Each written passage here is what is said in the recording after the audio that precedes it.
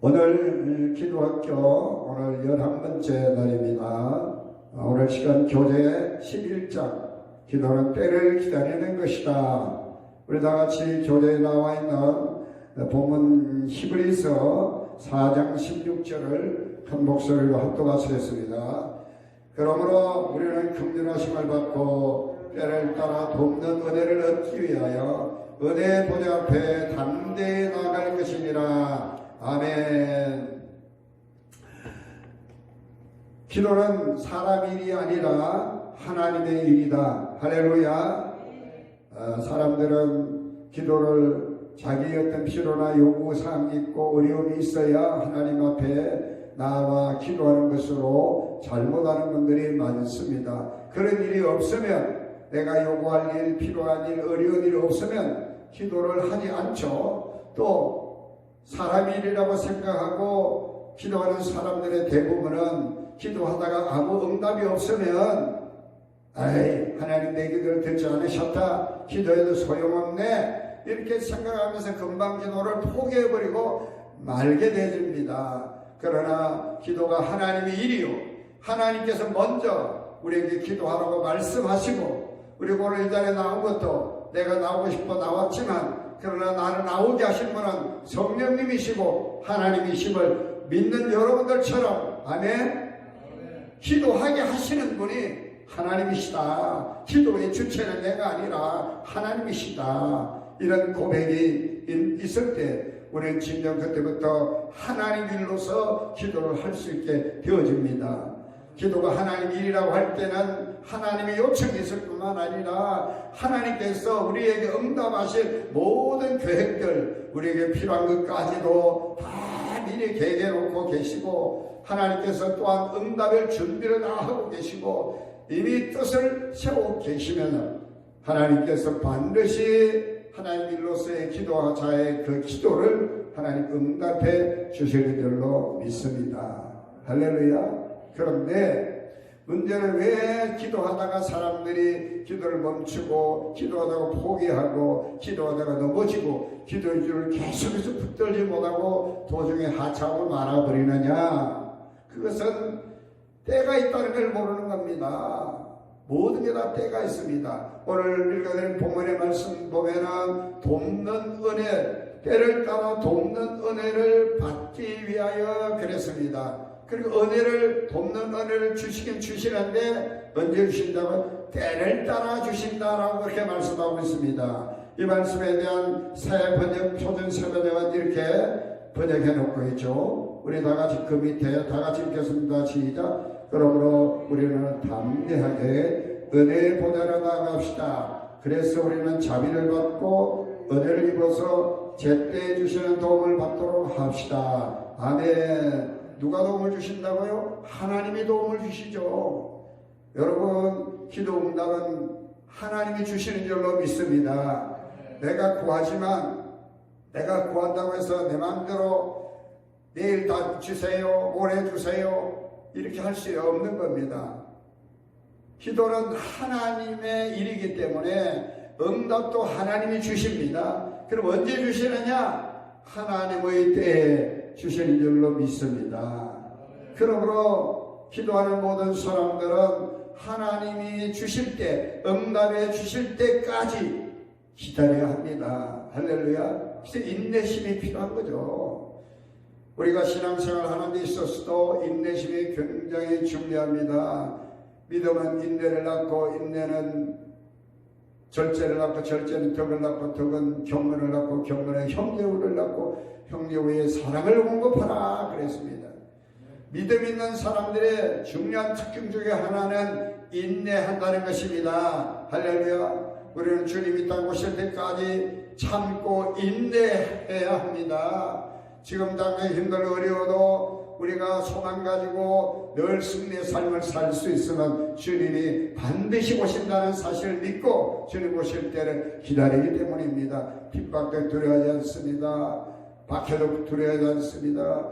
고난도 두려워하지 않습니다. 순교도 두려워하지 않습니다. 우리 주님이 오실 때 우리의 모든 억울함을 풀어주시고, 주님께서 우리에게 영원한 생명을 우리에게 허락해 주시기 때문인 줄로 믿습니다. 기도도 마찬가지입니다. 내가 기도하는 것 같으나 응답은 누가 주신다고요? 하나님이 주십니다. 언제 주시느냐? 하나님이 정해놓으신 때에 주십니다. 할렐루야. 우리가 도움을 받기를 원할 때 하나님 앞에 기도하죠. 그런데 하나님 기도를 할 때마다 언제 우리에게 도움의 은혜를 주시느냐? 하나님께서 정하신 때 우리에게 도움을 주시는 겁니다. 그래서 전도서 3장 1절에는 이렇게 말씀하고 있죠. 범사에 기한이 있고 천하만사가 다 때가 있다. 갈라디아서 6장 9절에도 우리가 선을 행하되 낙심하지 말지니 포기하지 아니하면 때가 이르매 거두리라. 할렐루야. 때가 있다는 겁니다. 여러분, 내가 정한 때가 좋을까요? 하나님이 정하신 때가 좋을까요? 우리는 한치 앞을 내다볼 수가 없습니다.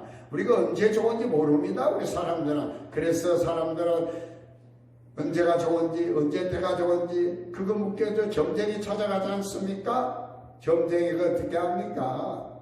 모든 때는 하나님께 달려있는 줄 믿습니다. 할렐루야. 하나님이 정하신 때가 가장 좋은 때요, 가장 최선의 때입니다.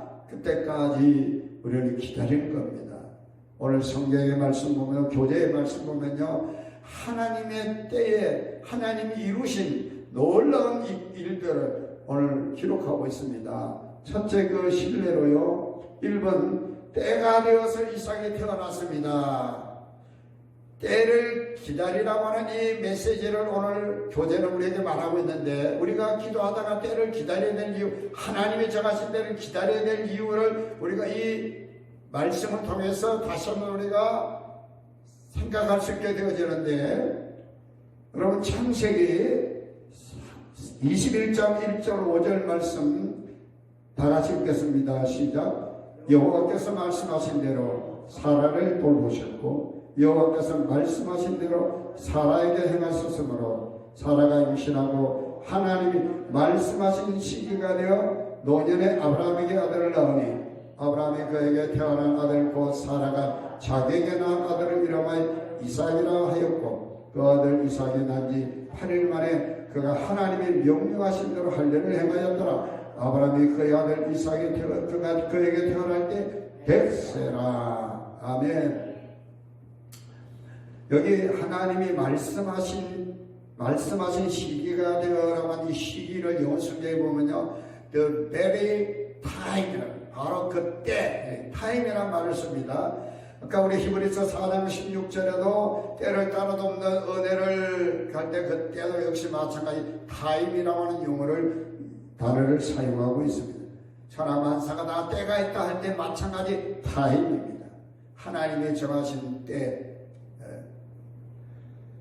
아브라함은 그의 나이 75세에 하나님의 부름을 받았습니다. 하나님께서 내 본따위 친척을 떠나 내가 너에게 지시할 곳으로 가라. 순종하고 갔더니 가나안 땅에 당도하게 되죠. 사실 가나안은 아버지 데라가 저 갈대우라에 있을 때 자식들 여기서 키우다가는 다 망하겠다. 우상 숭배하는 이곳에서 자녀들 키우고 있다가는 안 되겠다 해서 자녀들 전부 데리고 가나안을 향하여 가다가 도중에 하란이라는 곳에 머물러 살다가 죽게 되죠. 하나님께서는 데라가 죽기 전에 이제 아브라함에게 나타나셔서 그가 나이 75세에 하나님이 지시하는 곳으로 가게 된 것이 바로 또 가나안인데, 그러니까 아버지가 어떤 생각을 갖는지 굉장히 중요합니다. 부모가 어떤 생각을 갖고 있느냐, 비전을 갖고 있느냐, 꿈을 갖고 있느냐 굉장히 중요하다는 걸 저는 이 말씀 통해서 깨닫게 되는데, 아무튼 75세 가나안 땅에 도달을 했어요. 그때 하나님께서 아브라함에게 하늘을 보라, 바다를 보라, 하늘의 별과 같이 바다의 모래와 같이 내 자손을 번성하게 하겠다. 너는 모든 민족에 뛰어나게 하겠고 너로 하여금 너를 축복하는 자를 내가 축복하고 너를 저주하는 자를 너를 저주하리라. 너는 만일의 복의 근원이 되라. 하나님께서 말씀해 주셨습니다. 아들 하나 없는데 지금 75세, 이미 그때 자식을 낳을 수 없는 그 육체적 상태에 놓인 사람이 누구냐? 사라였습니다. 사라는 아브라함과 나이 차이가 10살인데 아브라함의 나이가 75이면 사라는 65입니다. 그런데 하나님께서 아들 하나 없는 이 아브라함에게 내 자손의 하늘의 별과 같고 바다의 모래알 같이 마를 것이다. 사람의 머리털은 셀 수 있을지 몰라도 내 자손은 셀 수 없을 정도로 번성하게 될 것이다 그랬어요. 그리고 아브라함 99세 하나님 또 나타나셔서 아브라함아 네가 내년에 이맘쯤 되면 내가 아들을 사라가 임신하여 아들을 낳을 것이다 이렇게 말씀합니다. 하나님이 말씀하신 시기가 되어서 드디어 아브라함 100세에 이삭을 사라가 낳았던 것입니다. 여러분 하나님이 말씀하신 때가 되어 아브라함에게 사라에게 이삭이 태어났습니다. 아브라함도 이삭도 아브라함도 사라도 더 이상 자식을 낳을 수 없는 불가능한 그 육체 상태에 있었지만 하나님께서 뜻을 정하시니까 하나님 말씀하신 때에 이삭을 선물로 주신 줄로 믿습니다. 할렐루야. 우리가 불가능하다고 생각하지만 하나님이 오케이 그러면은 하나님 정하신 때에 이처럼 불가능한 일도 가능하게 되어질 줄로 믿습니다. 그런 역사가 기도하시는 여러분 가운데 여러분 삶 가운데 일어나게 되기를 축원합니다. 두 번째로 때가 되어서 모세를 부르십니다.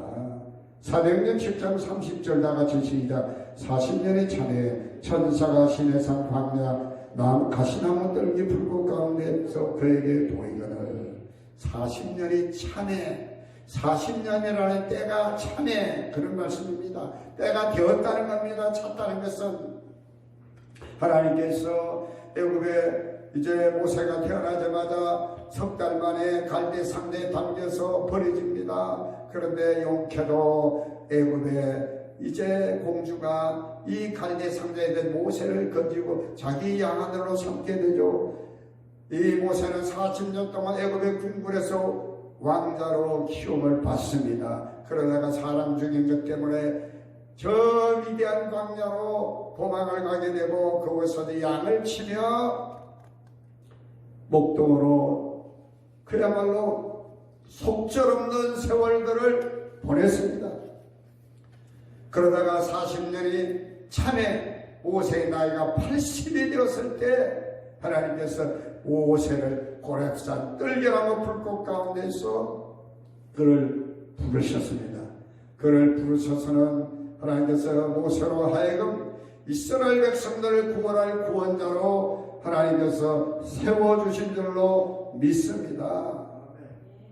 속절없는 세월, 무의미한 세월, 목적 없는 삶을 살아가던 이 40년 모세의 그 시간들, 그런데 하나님께서 모세로 하여금 이스라엘 백성들을 구원할 구원자로 세우신 뜻을 정하시고 모세가 40년 광야 생활이 끝나는 그때 하나님께서 모세를 비록 나이가 80이었지만 하나님이 불러내셔서 이스라엘 백성들을 출애굽하는 위대한 지도자로 하나님께서 세워주실 줄로 믿습니다. 할렐루야. 우리가 지난 세월을 돌아보면 후회할 일도 있고 정말 의미 없이 지낸 날도 있고 허송세월한 날도 있고 물론 의미 있고 뜻이 있는 세월도 있었지만 그러나 지나간 세월보다 하나님 우리를 위해서 뜻을 정해주시고 우리를 쓰시려고 하나님 때를 정해놓으시면 나이가 무슨 상관이 있습니까? 따라하십시다. 나이는 숫자에 불과하다. 할렐루야. 가게에 내가 몸이 약했다 이런 거 별로 중요하지 않습니다. 하나님 우리를 쓰시려고 때를 정해놓으시면 그때 모세는 그 위에 40년 동안 하나님 앞에 쓰임받았습니다. 할렐루야. 그런 축복의 역사가 기도하시는 여러분 가운데 있게 되시기를 축원을 드립니다. 세 번째 교재 보시면요. 때가 되어서 요셉을 기억하였습니다. 창세기 40장 21절로 23절 다 같이 공독합니다. 바로의 술 맡은 가는 자는 전직을 회복하며 그가 잔을 바로의 손에 받들어 드렸고 떡 굽는 관원장은 매달리니 요셉의 그들에게 해석함과 같이 되었으나 술 맡은 관원장이 요셉을 기억하지 못하고 그를 잊었더라. 아멘. 자, 이 말씀을 왜 여기에 기록했을까요? 우리가 구약 성경의 요셉이라는 인물을 너무나 잘 알기 때문에 제가 구구하게 설명하지 않겠습니다. 요셉은 형들의 미움을 샀어서 결국 종으로 팔려가지 않습니까?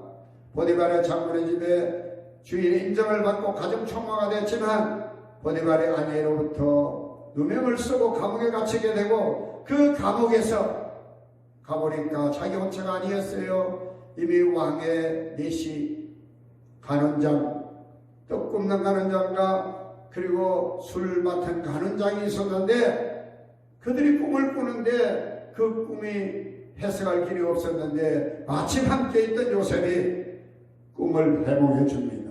떡 굽는 자는 하나님 왕으로부터 버림을 받게 되고 술 맡은 간원장은 왕의 신임을 받고 다시 복직하게 될 것이다 라고 말해줍니다.